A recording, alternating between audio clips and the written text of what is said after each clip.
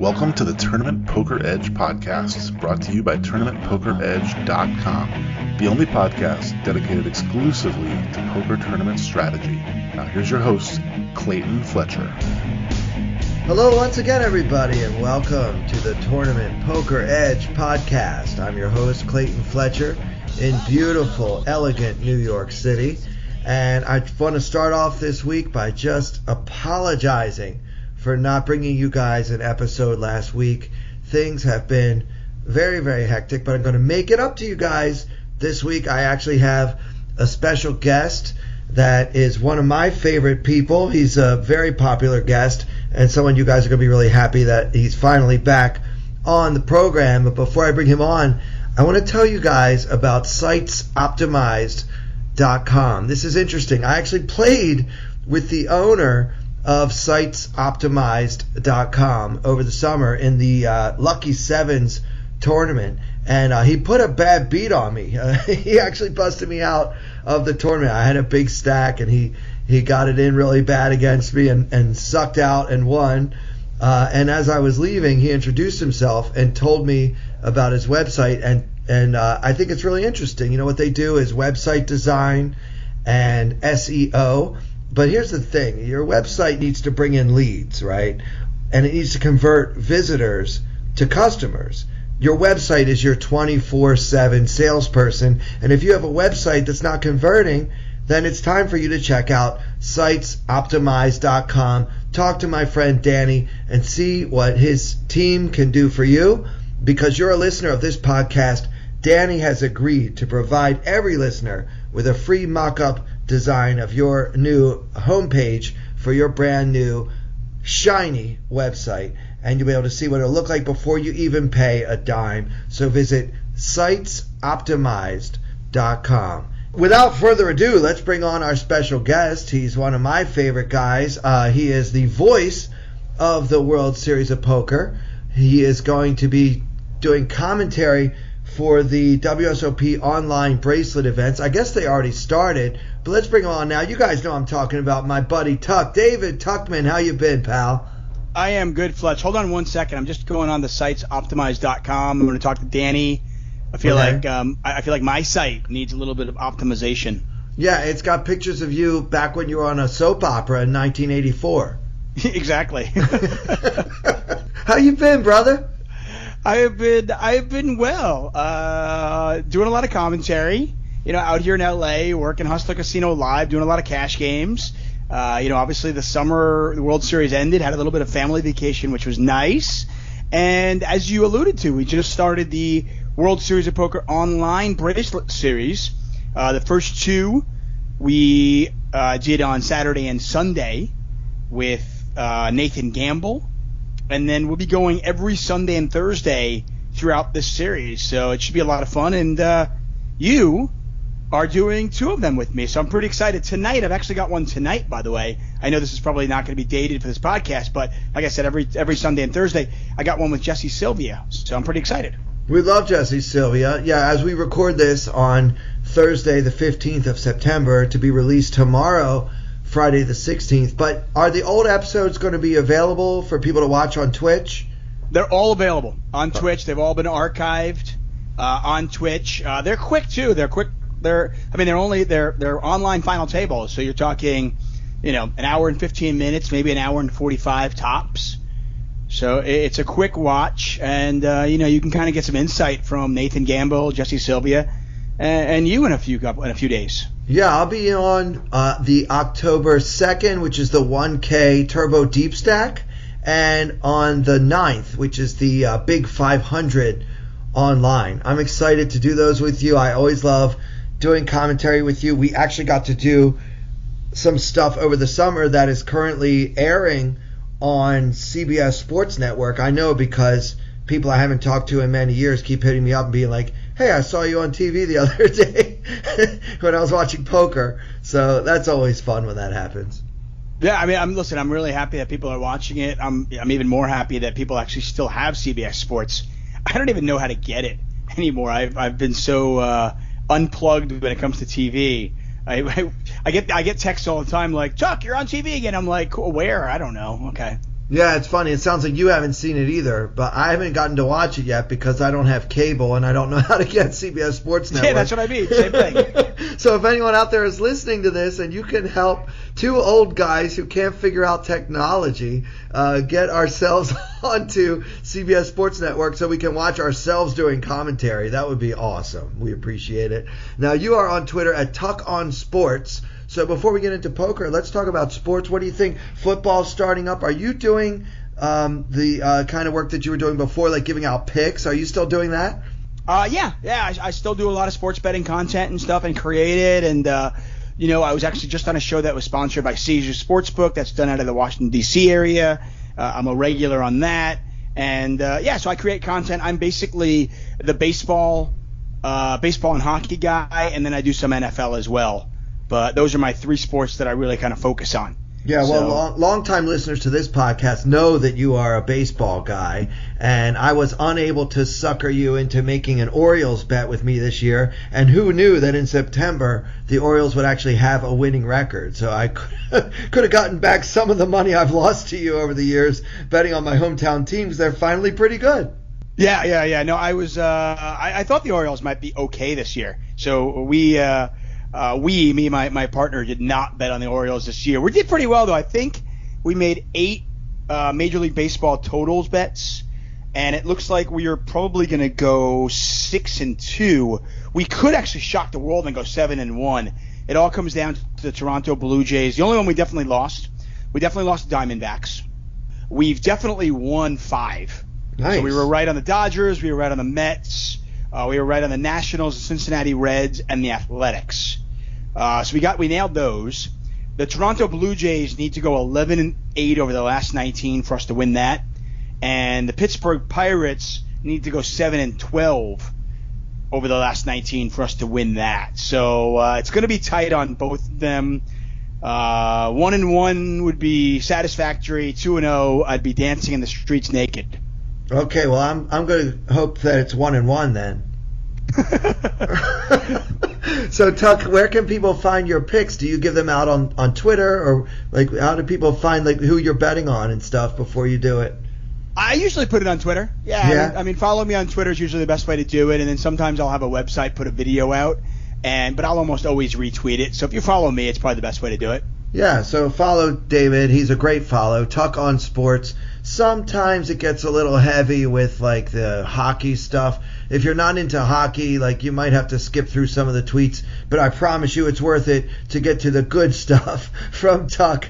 As a man who's never watched, I do put hockey bets in there, by the way. Oh, okay. I am a nauseatingly huge New York Islanders fan. You're being in New York. You're probably a Rangers fan, scum. No, but I don't care about hockey at all. Okay, there you go. So I do apologize in advance for all the New York Islander tweets. There are going to be many of them, but they are, if you sift through them, there are some really good betting nuggets in there. I tend to do pretty well in the NHL. I've won the last 2 years. Well, there you go. See if I continue that. It's just the cost of doing business. You have to listen to what Tuck thinks of the new forward on the Islanders or whatever. It's just like when you're following Daniel Negreanu. Like sometimes he's giving you the stuff you want, and every once in a while it's hockey. Right, exactly.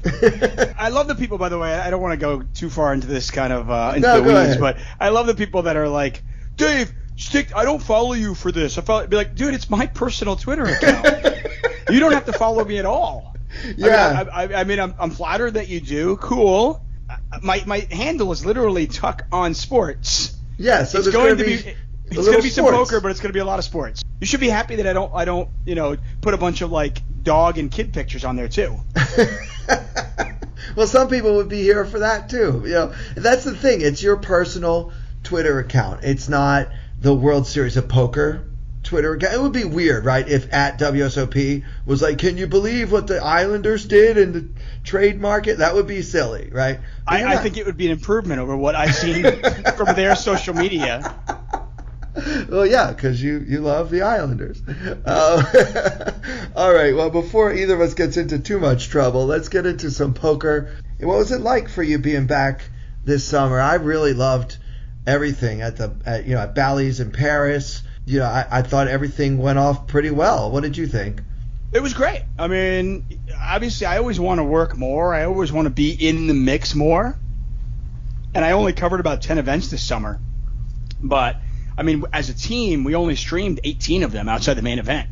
I mean, we streamed 18. I think I got 10. I want to say, I think Lon did 1, Ali Najad did 4, and Jeff Platt did 4, something like that. Yeah. So I still get the majority of them. We all want more. I mean, I long for the days when I used to work 36 days out of 39, and I was just stuck in that black booth in the Amazon room. But obviously it's a little more professional now. We got a great team there, and I got to work with some great commentators. So it's a lot of fun, and it's amazing. It's definitely more of a produced TV show atmosphere, and I've covered live sports before, than it was in the past, where it's like just open the door up and be like, hey, you want to come in for 20 minutes? Yeah, that was me. That's how we met. It was like, that guy does commentary. Yeah. I was like, hi.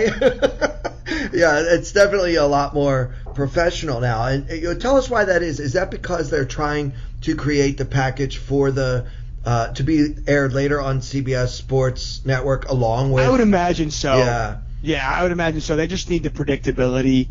It's one of the reasons why Ali, myself, Jeff, it's one of the reasons why we get paid is because they know. It's why when you go into a foreign country, people go to Starbucks. It's not because Starbucks coffee is really good. It's just because you know what you're going to get when you open the door and you walk into a Starbucks, for those of you who like McDonald's, that poison, when you go to McDonald's in any country, any city in the world, it's going to be the same Big Mac. They're going to taste the same. And that reliability, people pay for it. People love it. And I think especially when you look at the World Series of Poker and you look at Poker Go, when they want to package that up and send it to CBS Sports needs to know that the commentators are going to be professional. It's going to look good. It's going to sound good. So, they can't have some guy wandering in the booth at 11:30, coming in for 25 minutes and ordering a beer. Yeah, and that definitely happened back in the day at the Rio, for sure. Over and over again. So, I mean, it's just for professionalism. When you're packaging it for TV, there's kind of the next step up. I will tell you that I love, I don't know if you watch the Monday Night Football, like the Manning broadcasts. Yeah. Like, to me, I actually prefer that. Like, I love that. I think that's where TV and I think that's where content is going. And I still think I think poker, for the most part, is still figuring that out. You got the old guard that's like fighting for like, let's package it and put it on CBS Sports. And then you've got the new guard, which is like, fuck it, we'll just, put it on here and have a beer and have a glass of wine. And wow, we're still going to get 400,000 views on YouTube. Yeah, I mean, things have gotten a lot less formalized, I think, especially with the advent of Twitch and other streaming platforms, where the audience is not expecting like $1 billion production. They're used to just watching kids play Call of Duty. Yeah. I mean, I kind of I almost compare it to, I don't know, when I was in my like 30s and 20s, my 20s even, I felt like there was the hey. I'm going to actually focus. I want to put a little bit of effort into my hair, but I want to make it look like I put no effort in. Right. That like messy kind of organized look. And I feel like that's actually the way to go with content these days. Like having, 3 people on a couch watching a poker stream or watching a football game and commentating on it, I think would be really enjoyable. I watched Matt Berkey's podcast. I think that's kind of a good model. I like it. Mm-hmm. I think the participants of the podcast are not very good, but whatever. We'll talk about that another time. No, we've talked about that before. I was surprised. Shots fired. It sounded a second ago, Tuck, like you almost said something nice about Matt Berkey. So I'm glad you took it back right away. Yeah, no. I mean, I like the format of that show. I think that's actually the future. Yeah. But we'll leave it at that. Yeah, well, those Manning broadcasts for NFL are definitely more compelling than, Monday Night Football has been trying for years to come up with some kind of secret sauce. You remember when they had Dennis Miller in the booth, and that was kind of an experiment that didn't really work out. But yeah, they wanted to have somebody kind of represent like the average fan, so that it wouldn't feel so I don't know, like upscale or just a little too produced. Which, by the way, you could do. You just but instead of putting the average fan in a booth where he doesn't go, put the average fan in a bar or in a living room or quote unquote man cave type area with a couple of guys who know football, and then run it. You're just trying to hope that somebody will pay you to drink beer. Yeah. Okay. He's on to me. Oh. Yeah. All right, so let's talk about your World Series of Poker. You only had to do broadcasting for 10 events, so I guess you got to play a little bit, huh? A little bit. I didn't play a ton. I was planning on playing a lot, and then the huge COVID outbreak at the beginning of the series. I'm not like overly concerned about getting COVID. I've gotten it before, but I had a huge family trip right after the World Series, celebrating my mom's 80th birthday. Oh, happy birthday! Yeah. Anyway, so I was just very concerned about getting COVID and then not being able to go on this family trip. I hadn't seen my nephew in a long time, my niece, so I was like, I can't miss this trip. So I didn't play nearly as much as I thought I would early on. And that was the plan. Like the first week I played a ton. I played some satellites, I played some cash games, I played the employees event, and I was going to play a handful of events here and there, and then I kind of pulled back a little bit, and I was like, you know what, I'll just commentate. And then it seemed like things died down a little bit near the main event, and I was like, I was back and forth whether I was going to play it or not, and I was like, you know what, fuck it, I'm playing. So I played. All right. So how did that work out for you? Well, so the employees event did okay. It's a bit of a turbo event. Oh, yeah. And, we did okay. We kind of like bubble-ish it, I guess it. Okay. It wasn't quite bubbled, but it wasn't like, I want to say I was probably 60 away from the money. Somewhere in there. Like, whatever. There were maybe like 800 people and 112 cash, then I got knocked out somewhere in like the 170th range. But who knows? Those numbers are never there, really. That's just, it was a situation where I took a spot that I thought was probably positive VV. I still think it probably was, and they had it. Yeah. That's just one of those. It's like, okay, he doesn't need to have it here, so I'm gonna 3-bet, and unfortunately he did have it, and that was pretty much it at that point of the tournament, because we were all like 35 bigs deep, say 32 bigs deep. Right. So that was a significant portion of my stack, and that was kind of all she wrote in that one. But I felt pretty good about it, and I felt good about my game, and then I jumped in the main event. Day one went really, really well, and day two was probably one of the most difficult days of poker I've ever had in my life. Wow. So yeah. It sounds like you you might have gotten your hopes up for another deep run, because what was it, 2021 when you got pretty far in November? The main event? Just November, not even a year ago. Yeah. So I felt confident. We made a late day 4 run on last November, and day 4 has kind of proved to be my nemesis. Came in this year really confident, not overly. I mean, I try to respect my opponents, of course, but felt good. Finished day 1 with about 140,000 chips. We start with 60. Yeah, that's great. Yeah, because they only lose about 30% of the field on day 1. I was way, way, way above average after day 1. Sorry about this blowing. My gardener is outside my window. Yeah, that's as soon as you start trying to record something, right? That's when they're like, now's the time. Now is definitely the time. Yeah. Can you hear it, or is it okay? It's fine. I can hear it, but I'm sure that it's not. He's only going to be there for about 4 seconds. Yeah, don't worry. There aren't that many leaves. Okay. Anyway, so I felt great. You know what I mean? Like day 1, I was really in control of my table. I think, even at the end of the day, the guys were like, man, you're making the final table. You're good. Like there was just like that healthy kind of like, it was a healthy respect / fear. Yeah, Tuck's a beast. Yeah, I know that feeling. You know what I mean? When you're just in the zone and it's like everybody at the table kind of knows, okay, I don't want to fuck with Fletch. That's the guy I don't want to fuck with, right? And by the way, when you sit down at the table, one of the first things I try to do is I try to identify where the spots are. Where am I going to get my chips from? And who do I want to avoid? Not necessarily avoid, but who do I, who's a good player, basically. So, and you love that feeling when you sit down and you realize that the rest of the table is really respecting your game, because then suddenly there's a lot you can get away with. You can start using that to your advantage and start accumulating even more chips. So I tread water for the first like 2 levels, which is kind of my MO. And then like level 3, 4, and 5, I just like I was in the zone. I felt really, really good. It wasn't really even that tired. I felt like if I had another 5 hours, I would have had 300,000 chips. Yeah, and especially being kind of poker adjacent all summer and not doing as much commentary as you normally would, not being able to play as much as you might have liked to because you were concerned about catching COVID and having to miss your family trip. You probably had like a hunger. You're in this atmosphere and you didn't really get to dabble that much. I'll bet you were ready to play another 5 hours. Sure, why not? Oh yeah, I was like I was actually, that's the only thing I was kind of concerned about.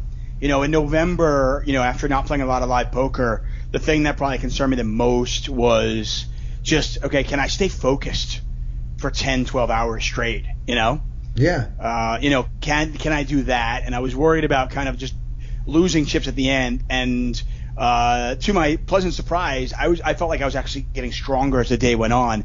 And maybe that was because my opponents were actually losing their focus and getting tired. Yeah, and that does happen because many of the players in the main event are not used to playing 10, 12 hours a day or whatever it is. And they might have been satellite winners or whatever. It's the only 10K that I know of that will have such a high percentage of non-professional players in it, to put it politely. So do you have any hands that you want to go over from day one? It sounds like that was the fun day.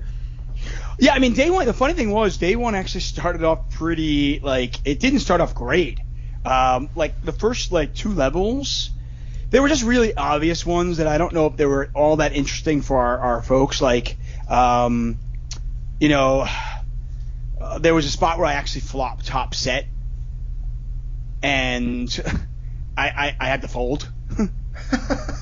There was another spot where, how was this one? Okay, I literally flopped top set of queens, right? And I actually decided not to. So it was really a weird hand. So under the gun opens, right? Yeah. Guy in cutoff 3 bets. I've got queens in the small blind.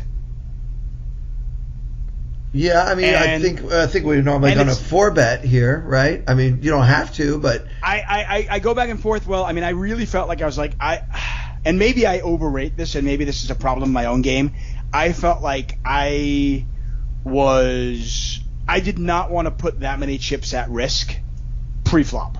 Right, because you feel like you have a skill edge over your opponents, and that you'll be able to play smaller pots and beat them that way without risking so much of your stack. Yeah, as crazy as it seems, I feel like I might only be 4-betting there, like ace-5 suited, Yeah. And aces and kings. Right. And then you're just putting queens and jacks into your flatting range because and queens you want to are reduce. Going to be a lot stronger than most players' flatting range, but I felt like, okay, I'll flat here. The big blind folded. The under the gun player just called. Now, if it wasn't an under the gun open, if it were like a hijack open and a button 3-bet, I'm definitely 4-betting the queens. But because the open was from under the gun, I gave that player a little bit more respect. Yeah, I mean, I don't hate it, especially in the main event. I mean, we could be cautious in the main event. We're in no hurry. So, yeah I don't hate it. Anyway, the flop comes out like queen, like raggy, if anything. It was like queen 7, 3, And we're going to fold our queens at some point? Yeah, exactly. Okay. Right? That's just the crazy thing. And it was like a rainbow flop too. Right? Yeah, beautiful. So I check. The under the gun player checks as well. The 3-better bets. Okay, I just call at this point because I'm just thinking, I have this board crushed. Yeah, I don't hate that either. And the under the gun player calls. Okay. Yeah. Now this is where it gets tricky, and this is always, you talk position and a power position. The turn is the turn is like the 9 of spades, so it brings a backdoor spade draw and some backdoor straight equity. Okay. Yeah. But it's hard to imagine somebody's in there with like Jack 10. So not all that worried about it. Yeah, what was the sizing like on the flop? Sizing was like like bigger than like normal main event sizing from a rec. Right. So okay, maybe... so he didn't size it down as you might expect. So right. he went like half pot. Yeah. And I know a lot of obviously wizards and a lot of good players and experienced players on a queen 7-3 rainbow board, are going to down bet that flop. Maybe even like 12% of the pot, like really, really small. Yeah. They can just go really small there because But anyway, they actually went like half pot, which maybe even more. So I was like, okay, I can just call this.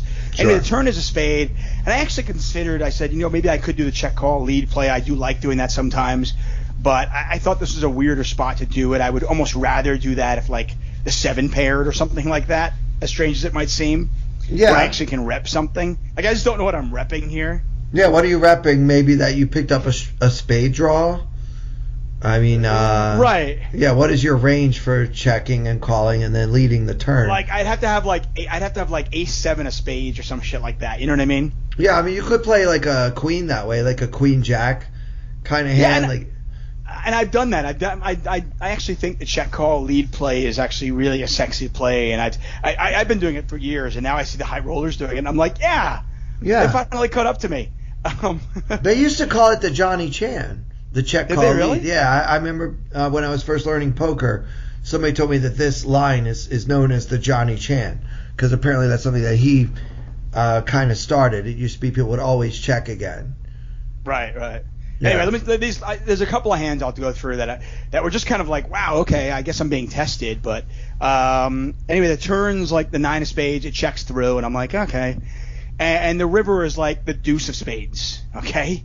Okay. So it's like, okay. So I bet, and I put a nice little bet out there. Not huge, but decent sizing.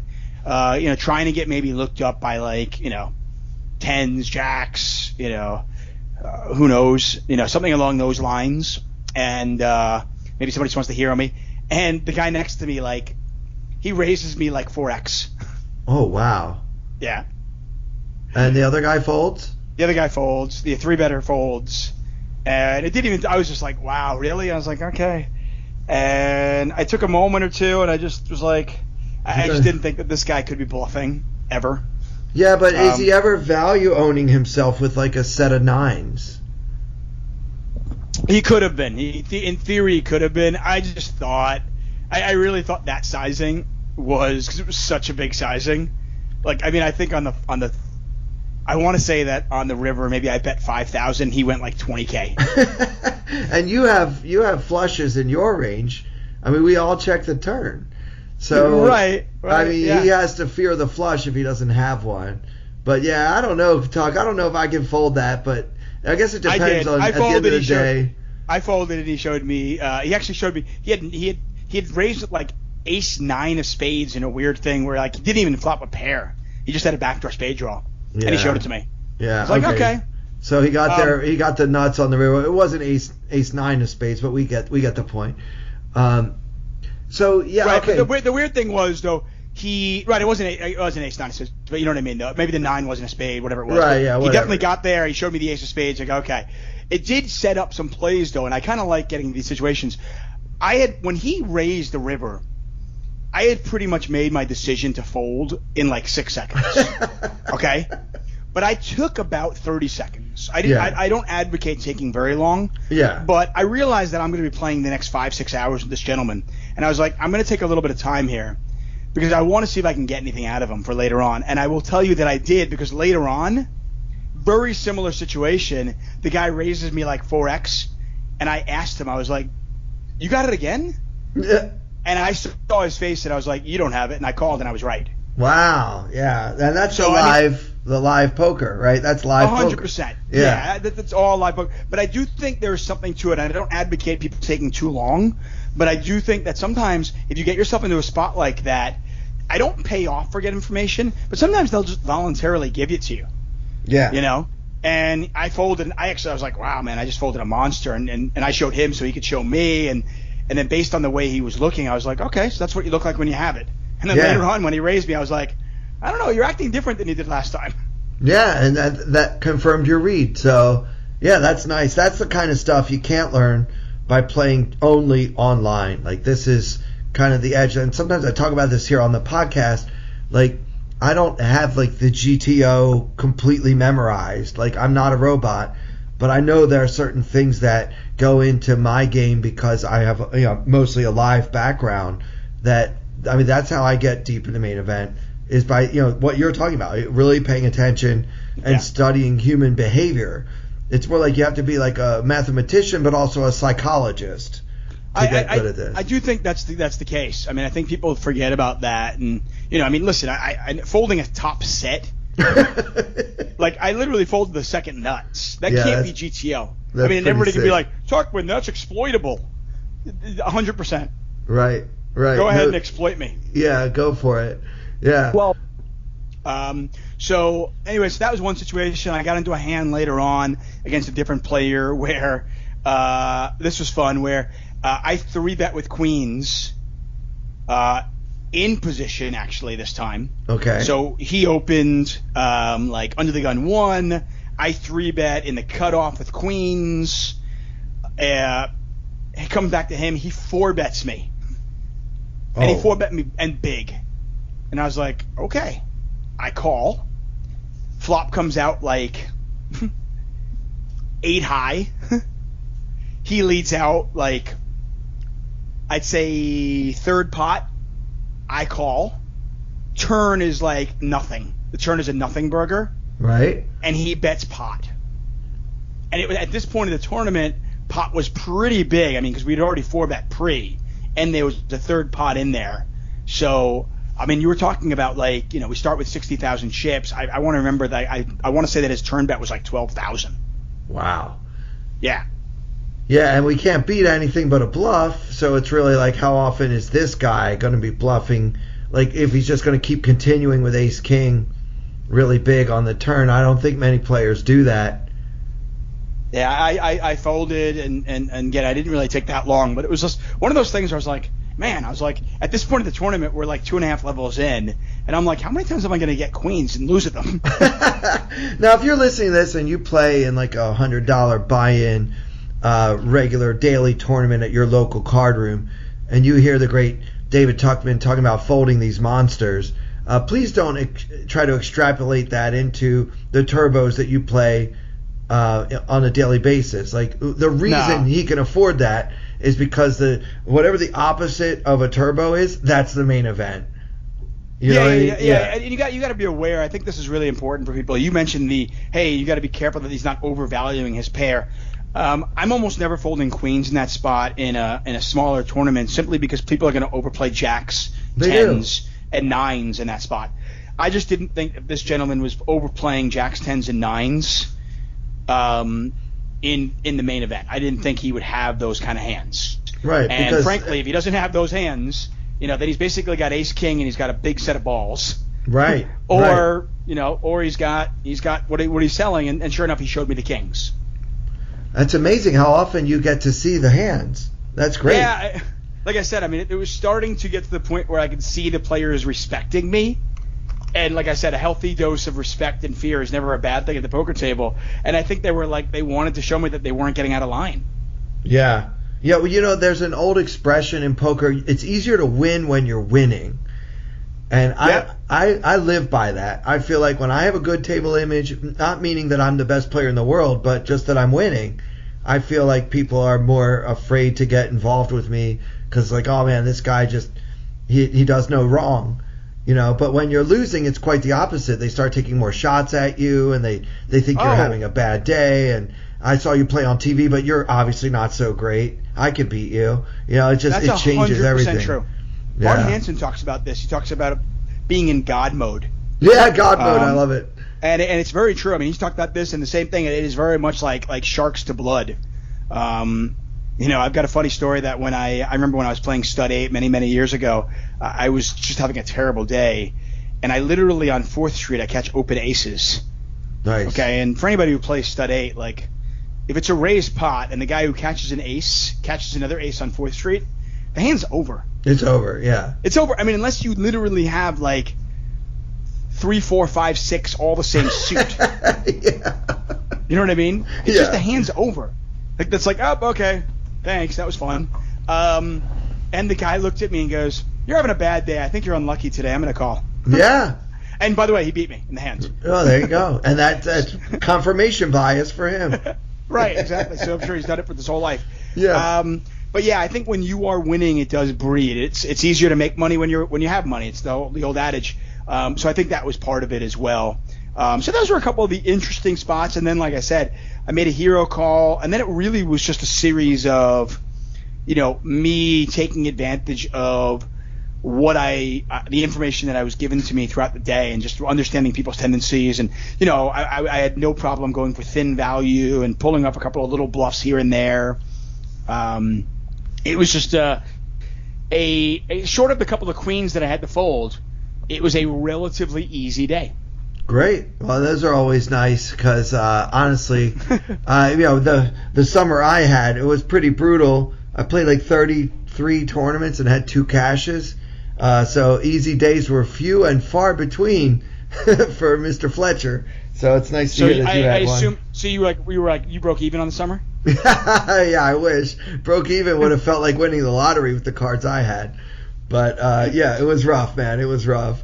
So yeah, what happened on day 2? Poker can be so humbling, I tell you, right? Oh, Poker yeah. can be so humbling. Every time. So, day 2, I felt really good. We moved over. We were in Paris the day 1. Day 2, we moved over to Bally's. And I was like, cool. I am never leaving Bally's again. This is where I'm going to live. Yes. That was my attitude. I was like, they're going to be breaking down Paris, and I'm going to stay here for the next 6 days. Awesome. Yeah.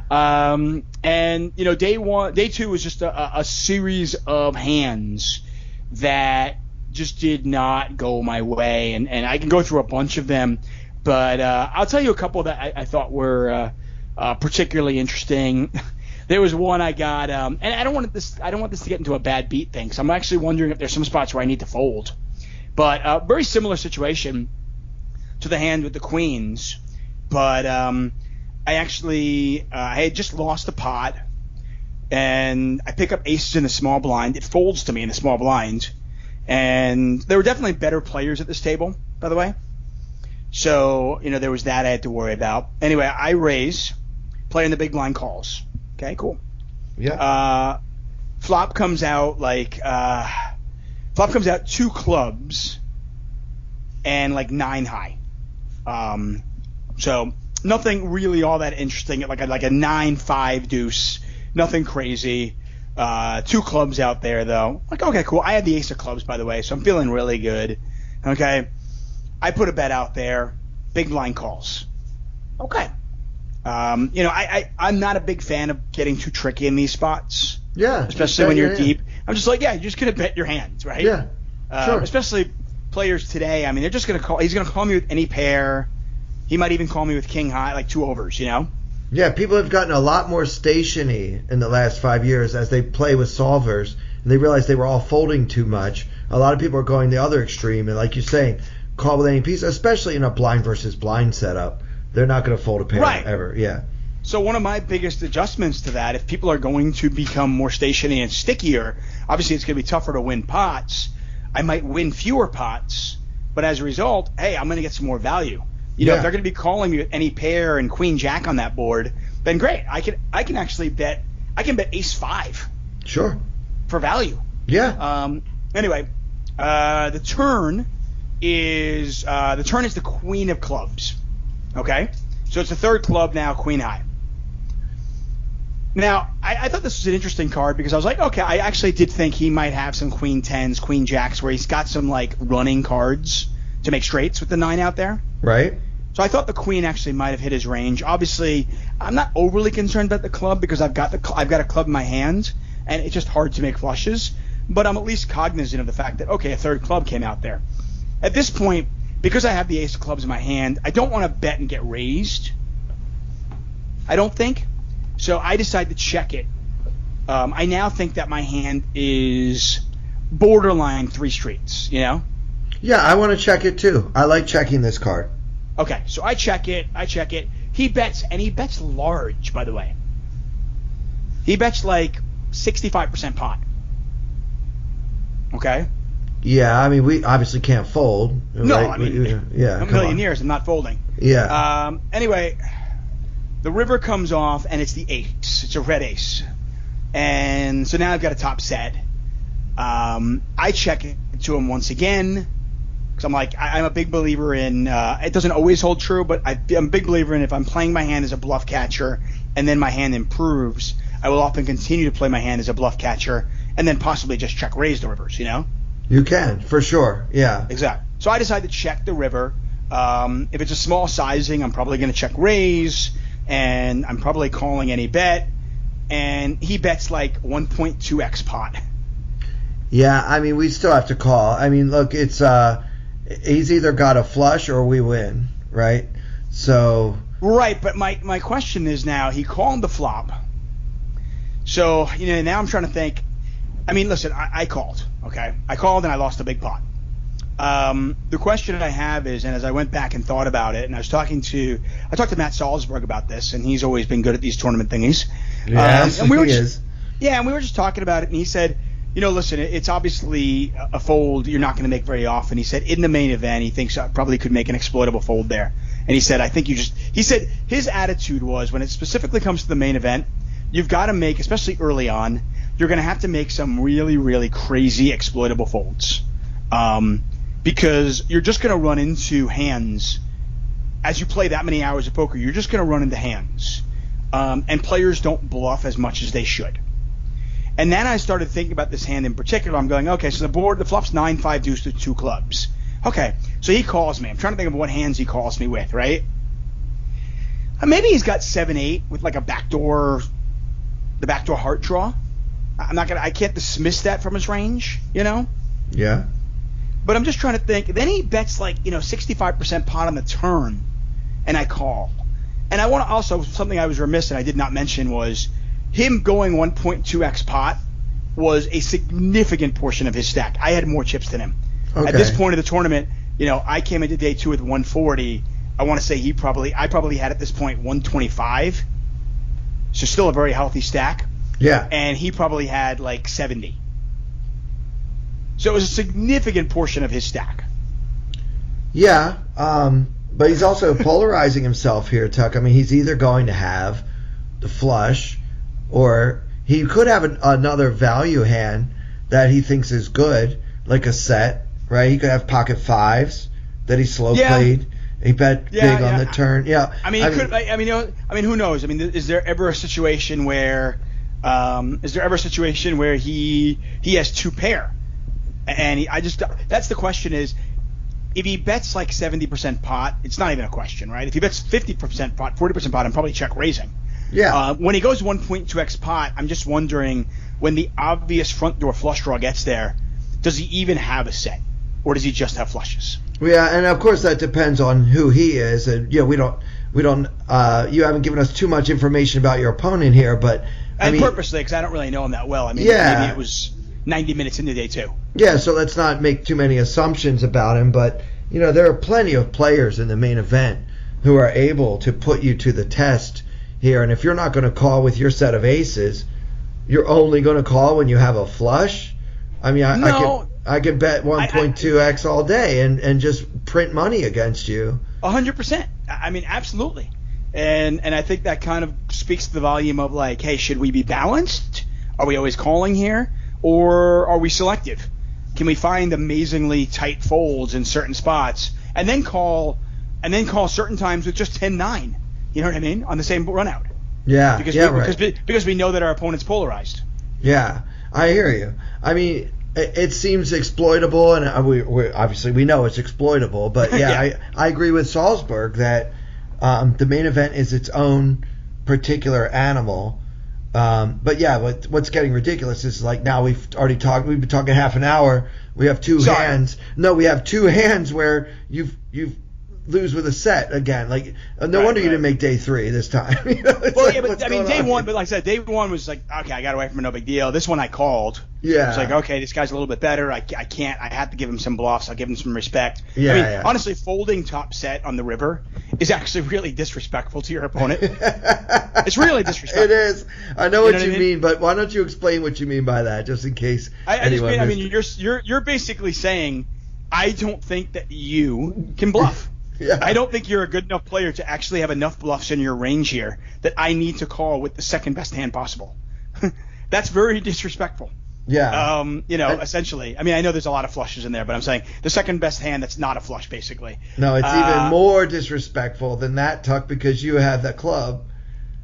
Right. Actually, I made the argument. I was actually thinking, I go, wow, imagine this was day 5 or day 6 and we were deeper.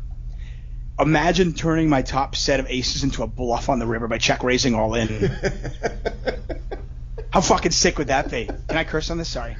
Yeah, it's fine. It's fine. How sick? But no, seriously. Imagine we're like 150 big blinds deep at this point. Now that he was not deep enough for me to make that play at this point. Right. But imagine, it's a little bit later on. We both have chips, and I now think, wait a second. Maybe he's overvaluing his hand. There's certainly a chance this is happening. Maybe he's bluffing. But maybe he has a bluff here. Maybe he has clubs 30% of the time. Can I get him to fold his flush by check raising all in? Because how strong a line does that look?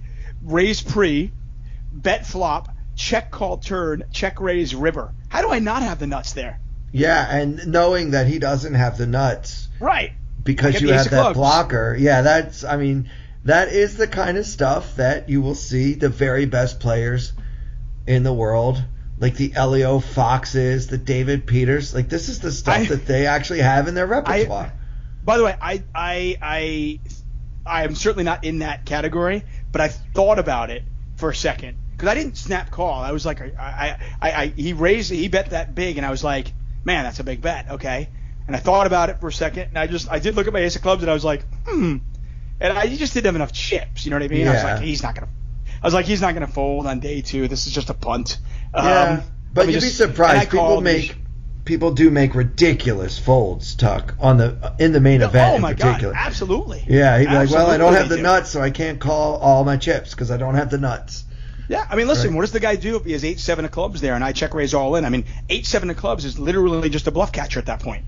Yeah, but so is your set of aces. And you're folding yours too. Well, I didn't fold. I called. Right. Unfortunately, I called. Yeah. Anyway, so that was that hand. That didn't work out. I got into another situation. Let's do one more. Go ahead. Sorry. No, I want to hear one more hand. Yeah. I'll go through one more hand. I raise in. At this point, I am now somewhat short. Like I said, a lot of things have kind of been going against me. Like I picked up ace queen of spades versus like nines. I flop a flush draw against a short stack, and we get it in, and I don't hit. I had nines versus ace king, and the flop comes out king 4. So it's one of those where maybe I can get away from it if there's not a pair of kings, but it's really hard to fold. So I lost a couple of streets of value with nines on a king 4 board, and then eventually found the fold on the river. He did have ace king, but there were some situations like that did not make my day easy, and it just kept happening. I just kept having situations like that. I think I got all in once. I had ace king versus some guys like sevens, a short stack, and I lost that. And it wasn't a lot, but it was like a 26 big blind pot here, a 28 big blind pot there. So I just kept getting whittled down and just not winning much. And then right around dinner breakish, I've got at this point I've got about 28 bigs or so, and I raise in the hijack with ace 5 of spades, and I was actually prepared, depending on the sizing of a 3-bet and who it came from, because the table was much more aggressive than day 1. I was actually prepared to 4-bet all in with this hand. We love this hand. Right. Yeah, ace 5. I thought I had a nice stack where it's like, okay, I'm going 2x here. If somebody goes like 6x, I was like, I can shove all in. How many big blinds do you have there? I got about 28, 29. Yeah, I like that. I like that idea. That was my thought process. If somebody doesn't respect the late position, I can do this. Yeah, sure. Anyway, I open. Button calls, small blind calls, big blind calls. So we see it 4 ways. Okay? Yep. Flop comes out 5-5-6. Wow. I'm like, woo, yay! Yippee! Yeah. Right? This is awesome. Yeah. Okay. This is the hand I've been waiting for, baby. Yeah, awesome. Let's go. Anyway, the blind check to me. I bet the button gets out of the way, and the small blind gets out of the way. The big blind calls. Okay. Okay. Turn comes off. The turn comes off. It is a jack, kind of a nondescript card. Yeah, we're thrilled. Now the small blind leads into me. I'm sorry, the big blind leads into me. Right. Okay. Yeah, obviously we're not ever going to get away from this with this stack size. Okay, we're just not. You start with 29 No, blind. Yeah. definitely not. But I'm going to throw a little wrinkle at it. Okay. Yeah. So, I decide at this point that with my SPR, there's not I really shouldn't be raising this very often, because if I raise, I was the pre-flop raiser. He's got more fives than I have in his range. I'm only raising like jacks. Right. Yeah, you know? I like calling here. So I just call. Yeah, anyway, good play. The river is the river's a nothing again. It's a blank for the board. It doesn't really change the board at all. Yeah. And he now checks. Okay. Well, I mean, we have to put our money in. Obviously, we're putting. Well, it's not. But I'm still. I mean, I still have probably 1.8x pot. Yeah. Okay. And at this point, like, he calls, then he leads out, now he checks. I just don't think he's that strong. Yeah. You know, it's a terrible read by me, by the way. I don't think he's that strong, so I'm like, okay. So I actually bet. I only bet like maybe 35-40% pot. Okay. He now check raises all in. I mean, we're not folding. Again, we have an enormous hand. Yeah, we're not folding. I understand that. But is his check... Well, okay, you say that, and this is, again, I was talking to Matt Salzberg about it, and I really didn't want to use your podcast as a forum just to show my bad beats. That was not the point of this. That's okay.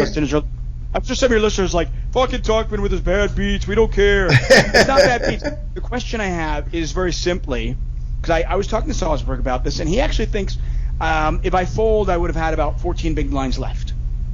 13 big blinds left, okay? Somewhere in that range. He actually was saying that it's a fold. Nobody takes that line as a bluff.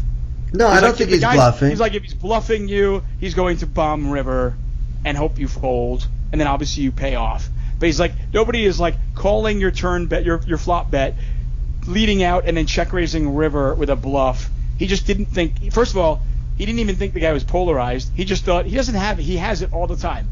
Yeah, so he does, Tuck. I agree with that. The problem for you is he's in the big blind, and you already said he's got a lot of fives in his range. So he should be playing this way when he has king 5, queen 5, 7 5. There are so many fives that you can beat with your ace kicker that I just don't think we can fold, especially when we already put in half our stack. Like, I don't think he's bluffing very often, although if he's any good, he's got to have some bluffs in his hand, his range. But yeah, I'm not trying to call to catch a bluff. Listen, bluffing 7-8 there would be really awesome. Would be awesome, yeah. Unless I have pocket jacks, I shouldn't have that. I mean, I'm going to have maybe I'll have ace jack some of the times, maybe I'll have aces some of the time. He should get that through a lot if he check raises 7-8. I actually kind of like it. But I guess my question is, if I don't think he's bluffing, if I don't think he's balanced, and I don't think he's bluffing very often at all, then the question becomes, to me, does he actually check raise? Because I feel like a 5 is probably betting, and I feel like when he check raises, it really screams like, oh, I got a full house. Well, with all due respect to my good friend Matt Salzberg, I don't really agree with this logic here. In my opinion, he's not going to show up with a bluff very often, but it's got to be some percentage of the time that isn't zero, right? A non-zero chance he's bluffing, combined with the fact that he has value hands you can beat.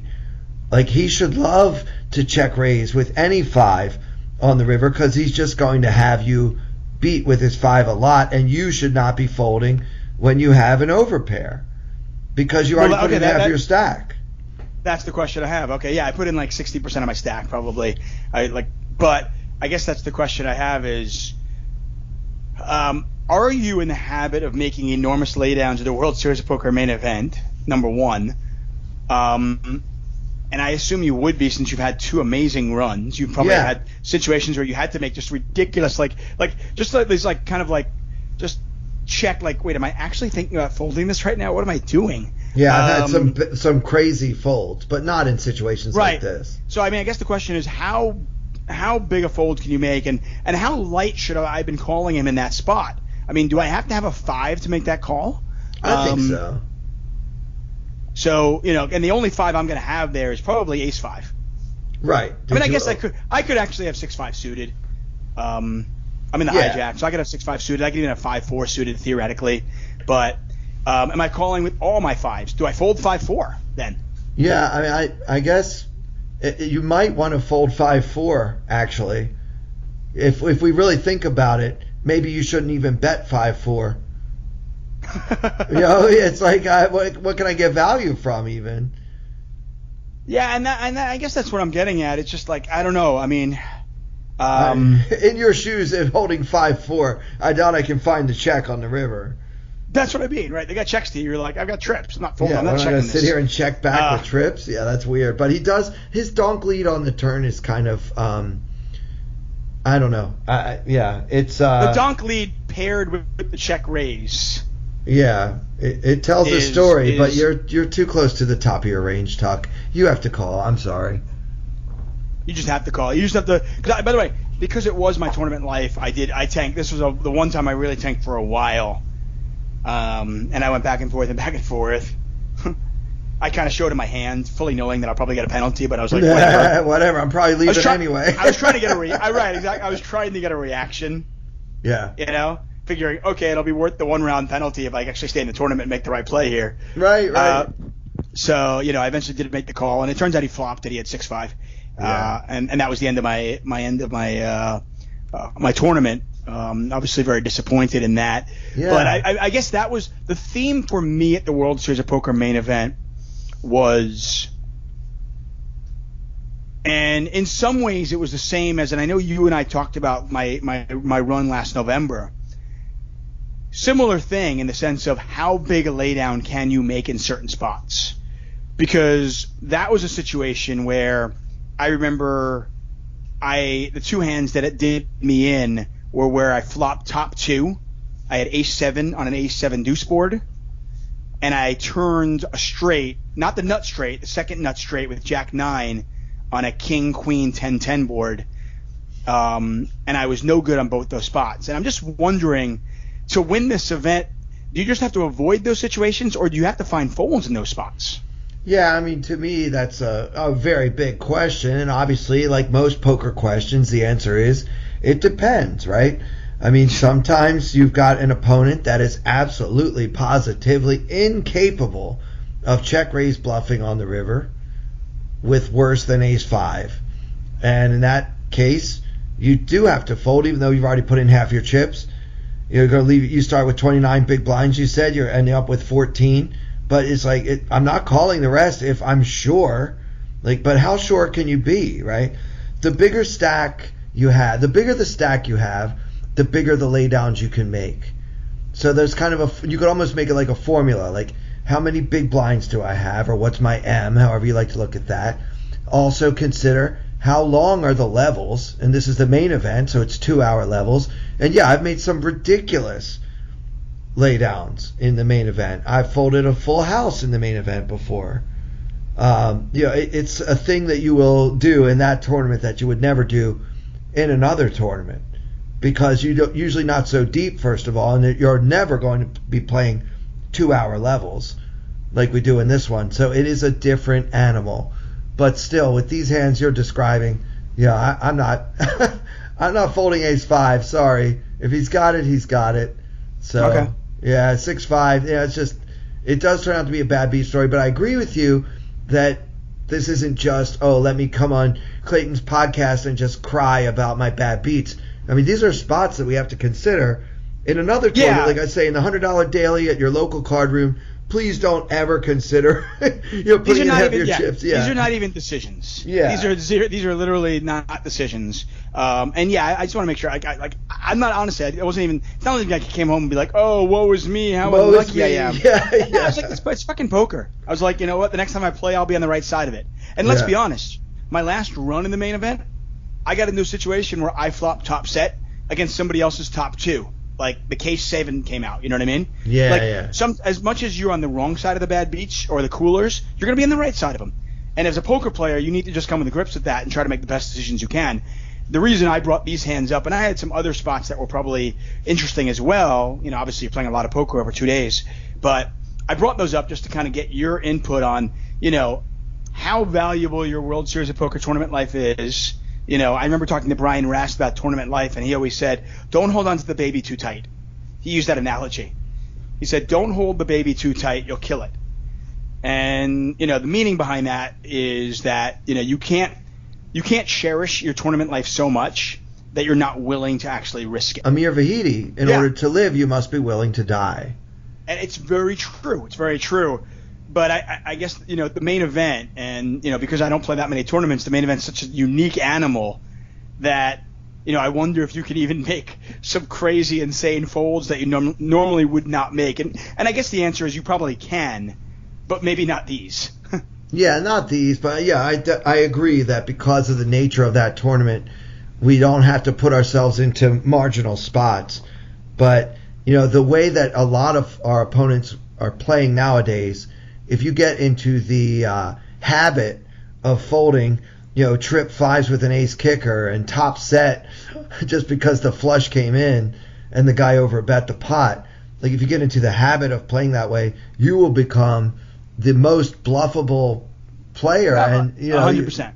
They'll destroy you. So But they don't. But my old adage of that is like, that balance, that I tend to think balance is somewhat overrated, and I know some of your audience members will probably be like, Tuck, you're an idiot, what do you know? And my attitude is this, is I feel like you can give off the air of balance to 90% of your opponents or even more, because you will play differently against different players. Right. I wouldn't even think about, like, you know, if I'm in a hand with Sam Sovrel, I'm never even thinking about folding any of these hands. Yeah. Because I know how good a player he is, and I know how creative he is, and I know he could be bluffing, and I know he's probably bluffing at the right frequency. So I just can't bluff a hand that's that high in my range. Right. So, yeah, you can't lay down in that spot. Right. So the players at the table will see that against him. And they don't know that, against 81-year-old Uncle Joe, I'm going to make some exploitable folds, sure. But I'm not making those same folds against him, against Sam Sovrel. Right. So, yeah, it's player dependent. So I mean, listen, if Uncle Joe and Grandma Ethel, if they start check raise bluffing me, I'm in trouble. Yeah, Grandma Ethel, her bluff success rate is way higher than mine. I wish I could coach Grandma Ethel and just be like, listen, you don't do it very often. Just find somebody who you think's a really, really good poker player and check raise them on the river when you've got a scare card in your hand. Like, anytime you have like the nut flush card in your hand and there's a flush out there, just check raise them on the river. I promise you they'll fold.